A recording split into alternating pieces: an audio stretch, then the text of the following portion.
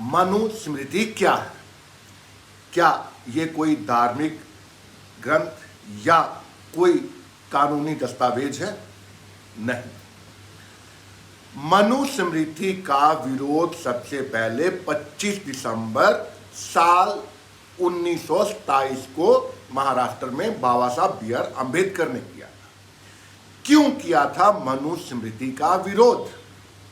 इसलिए कि मनुस्मृति के अंदर जो कुछ लिखा हुआ है वो इतना बकवास है कि इसकी जितनी निंदा की जाए वो कम है। बाबा साहब ने जब मनुस्मृति का अध्ययन किया तो उन्होंने इस पुस्तक को जला डाला। तब किसी ने पुस्तक जलाने के लिए, इस किताब को जलाने के लिए अपनी जमीन मुहैया नहीं करवाई थी। एक शख्स ने बाबा साहब और बहुजनियों को न्योता दिया कि वो उनकी जमीन पे आके मनुस्मृति का दहन कर सकते हैं। उस 25 दिसंबर 1927 से लगातार मनुस्मृति का दहन किया जा रहा है। इस बार भी हुआ, लेकिन अब जब ये तस्वीरें सामने आई मनुस्मृति के दहन की तो गुस्सा हो गए। कौन? वही IT सेल वाले, जिनको शायद एक ट्वीट के लिए 2 रुपए मिलते हैं। जब गुस्सा हो गए तो मामले को तूल देना शुरू कर दिया। खास बात ये कि कुछ दिन पहले हरिद्वार और दिल्ली के अंदर, हरिद्वार में धर्म सांसद और दिल्ली के अंदर हिंदू युवा वाहिनी के समारोह में जिस तरह से संविधान और मुसलमानों के खिलाफ आग उगली गई, उसका अभी तक किसी ने कोई नोटिस नहीं लिया है। सरकार चुप है। लेकिन IT सेल को मनुस्मृति जलाने से इतना गुस्सा आया कि वो दलित महिला पत्रकार मीना कोटवाल पे भड़क उठी। IT सेल, मीना का नंबर निकाला गया और उनको धमकाने का सिलसिला शुरू हो गया। 1 नहीं, 2 नहीं, 3 नहीं, न जाने कितने फोन कॉल्स मीना कोटवाल को किए गए। इस दौरान मीना कोटवाल से क्या क्या बदसलूकी की गई आपको सुनवाते हैं। हेलो जी, मानुस्मृति बात हो रही है? किससे? मानुस्मृति मानवी? मानुस्मृति मनुस्मृति? जी। मीना कोटवाल।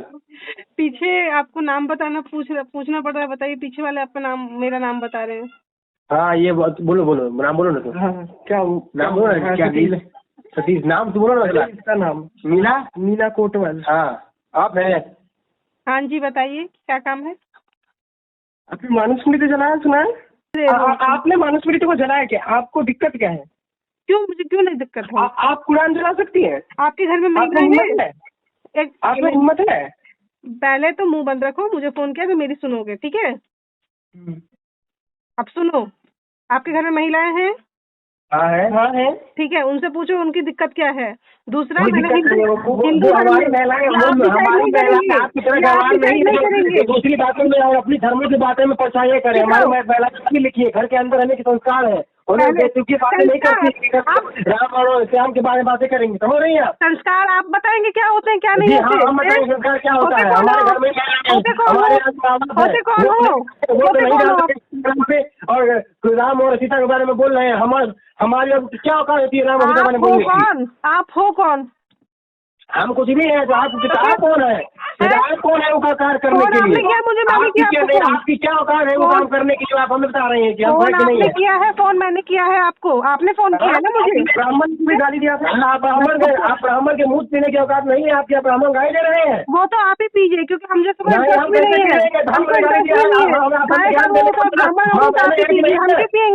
क्यों पियेंगे? आप पियो। तो आप हमें क्यों ज्ञान दे रहे हैं कि हमारे घर में माँ बहनें है कि नहीं है? तो फिर आप क्यों मुझे बता रहे हैं कि संस्कार क्या होते हैं, क्या नहीं होते? आप बताएंगे मुझे?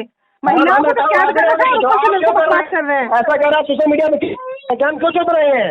चलो निकलो यहाँ से, चलो। हेलो जी, राजदीप जी, अगर दोबारा कॉल किया ना तो ये नंबर पुलिस में मीना कोटवाल को धमकियां देने के बाद बहुजन समाज उखड़ गया और एक के बाद एक ट्वीट करके जताया कि बहुजन एक हैं। तिलक तराजू तलवार वालों सुन लीजिए, बहुजन एक है। और जिस तरह से आप ये तमाशा खड़ा कर रहे हैं, एक तो आप खामोश हैं धर्म संसद और हिंदू वाहिनी सम्मेलन पे, और मनुस्मृति बताएंगे क्या है, धार्मिक ग्रंथ है या कोई कानूनी दस्तावेज, बताना पड़ेगा आपको, साफ करना होगा। 94 साल से 94 ईयर से जलती आ रही है मनुस्मृति। क्यों जलती आ रही है? इसलिए जलती आ रही है कि मनुस्मृति नारी का उत्पीड़न करने की शिक्षा देता है। और तो और कई ऐसी चीजें हैं जो नारी डोल गंवार, ये तमाम चीजें आपको इस तरह के ये जो किताबें हैं, ये जो बुक्स हैं, उसमें आपको मिल जाएंगी। अब जब मीना कोटवाल को धमकियां देनी शुरू की तो बहुजनी चुप कहां बैठने वाले थे। एक युवा बहुजनी ने ट्वीट कर वीडियो वायरल किया और सवाल खड़े किए उन लोगों से, उन आईटी सेल से जो खामखा बात का बतंगड़ बना रहे हैं।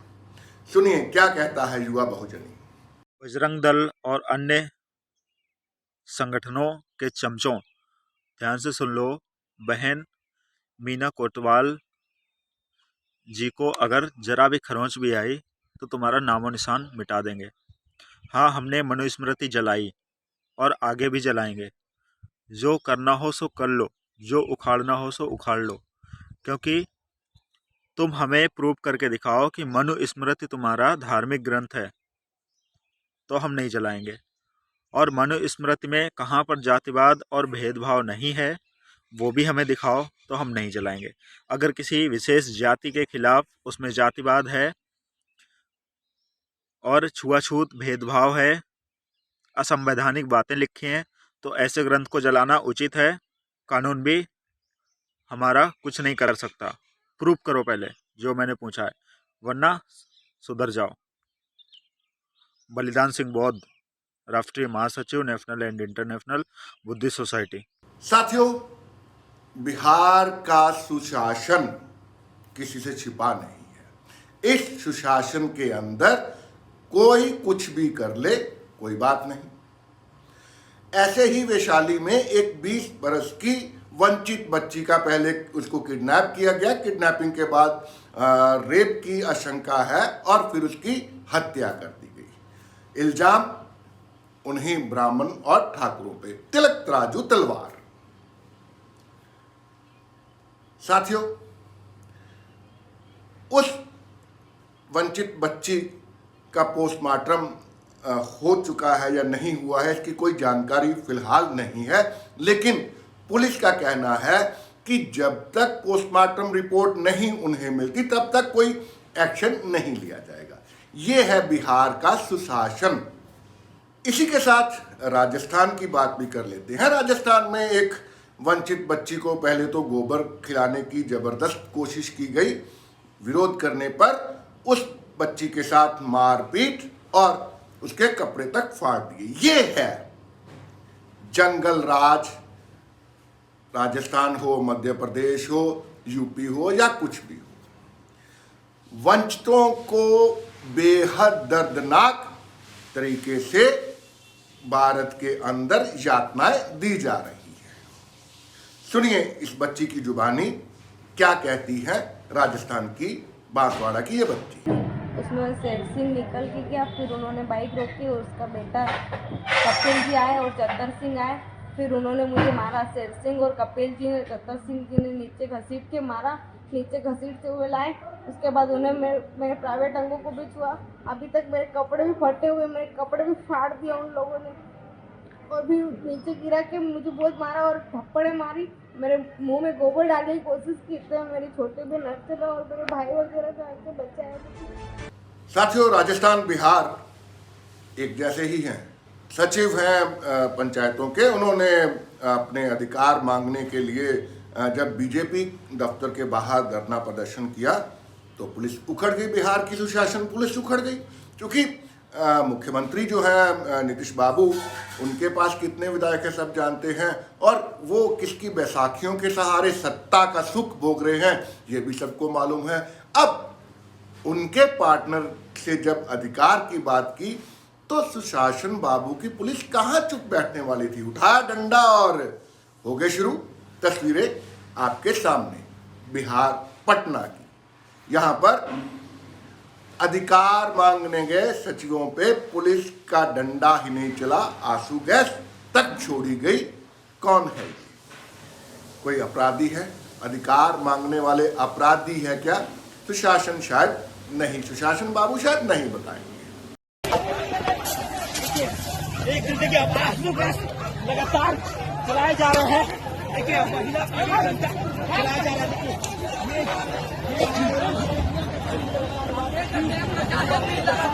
लगी हुई है, जो जानते हमारी मांगों को नहीं मानेंगे तो हम यहाँ पहुँचने वाले नहीं है। देखिए कैसे कैसे यहाँ बाहर से ये लोग मार के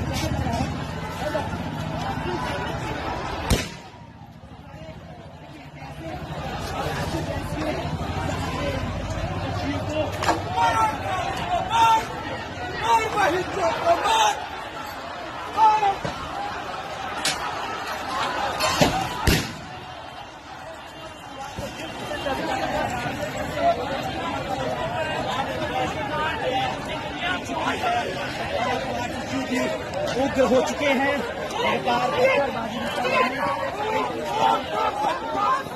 नीतीश कुमार हो या नीतीश कुमार के कैबिनेट के जितने भी मंत्री। साथियों, बलरामपुर यूपी का एक क्षेत्र है। इस क्षेत्र में दबंग तिलक तराजू तलवार पवन कनौजिया वंचित पर कैसे टूटता है, ये इसकी जुबान, ये अध्यक्ष है पंचायत का, बलरामपुर की पंचायत का, किस तरह से इसकी अभद्र शब्दावली को सुनिए। वैसे तो ये दिखाने वाली चीजें नहीं है, लेकिन जिस तरह से वंचितों पे लगातार वार हो रहे हैं, इसलिए आपकी नजर कर रहे हैं बलरामपुर का ये दर्दनाक मंजर। हाँ प्रधान जी, अब वह है कि दरखास्त हुआ यह दिया ना कि बिना हमारे साइन मोहर का। पहली बात सुनो, ठीक है। तो ये बताओ कि तू तोहर घर ना बनवा दी, रास्ता ना बंद करवा दी, तो रखा देबो ना ही हो प्रधान जी, ऐसा तो मारब ना कि होश में आ जाबो भोंसड़ी वाले चमार।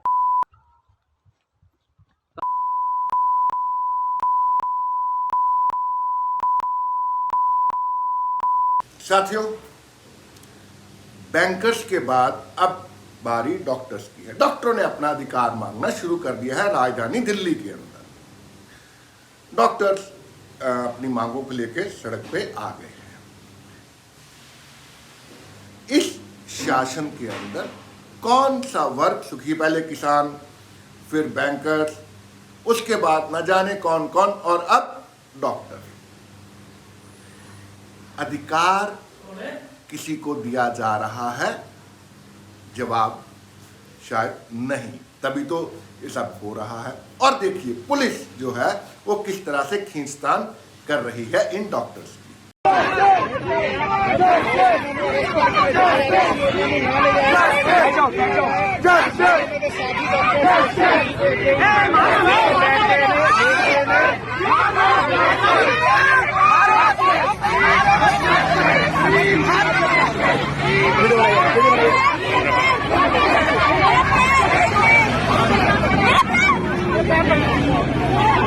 मैम आप स्टैम्प प्लीज करवा दें, इसको चोट लग जाएगी। आप समझ रहे हैं आप लोग क्या कर रहे हैं? क्या कर रहे हैं हम? क्या कर रहे हैं?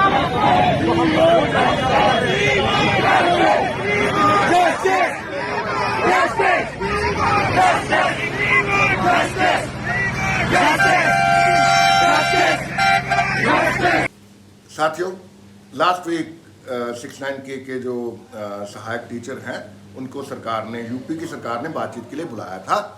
वो बातचीत कितनी कारगर साबित हुई है ये देख के आप खुद अंदाजा लगाइए। तस्वीरें जो आपकी स्क्रीन पे हैं, एक बार फिर से 6-9 के घोटाला के जो विक्टिम्स हैं वो फिर आगे हैं रोड के ऊपर, और यूपी की सरकार ने फिर उनको रोड से उठा के लखनऊ के इको गार्डन में भेज दिया है।